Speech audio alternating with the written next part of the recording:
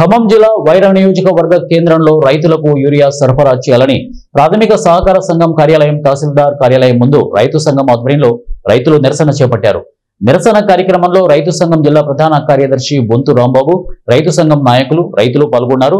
ఈ సందర్భంగా రైతు సంఘం జిల్లా ప్రధాన కార్యదర్శి బొంతు రాంబాబు మాట్లాడుతూ పంటలు సాగు చేసిన రైతులకు సరిపడా యూరియా సరఫరా చేయాలని డిమాండ్ చేశారు.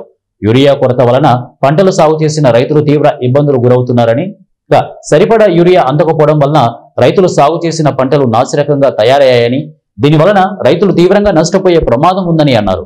కేంద్ర రాష్ట్ర ప్రభుత్వాలు యూరియా సరఫరా చేయడంలో విఫలం చెందారని అన్నారు. యూరియా కోసం రోజుల తరబడి సహకార సంఘం కార్యాలయాల చుట్టూ వాళ్ళ వద్ద కాపలా కాస్తున్నారని అన్నారు. ప్రభుత్వం ఇప్పటికైనా చర్యలు తీసుకుని యూరియా సరఫరా చేయాలని డిమాండ్ చేశారు. ప్రభుత్వం మాత్రం 10 రోజులకి 15 రోజులకు ఒకసారి 225 లేదంటే ఒక 300 కట్టలు పంపిస్తా ఉన్నారు. రైతులకు సరిపోవట్లేదు.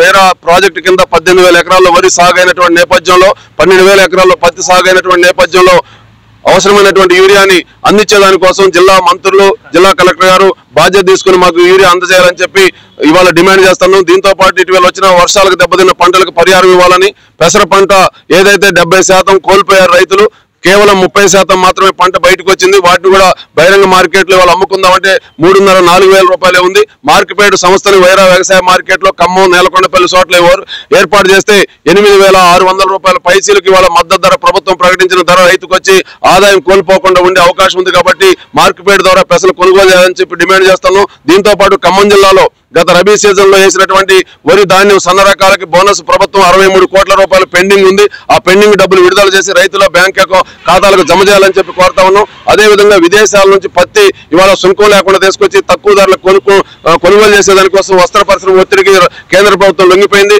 అమెరికా ఒత్తిడికి లొంగిపోయింది. భారతదేశంలో రైతులు పత్తి పండించినటువంటి రైతుకి ఇవాళ ఒక పక్కన దిగుబడులు రాక ఆదాయం కోల్పోతా ఉంటే మార్కెట్లో ధర కూడా లభించక ఆత్మహత్యలు చేసుకునే పరిస్థితి నేపథ్యంలో విదేశ పత్తి దిగుమతి మీద సుంకం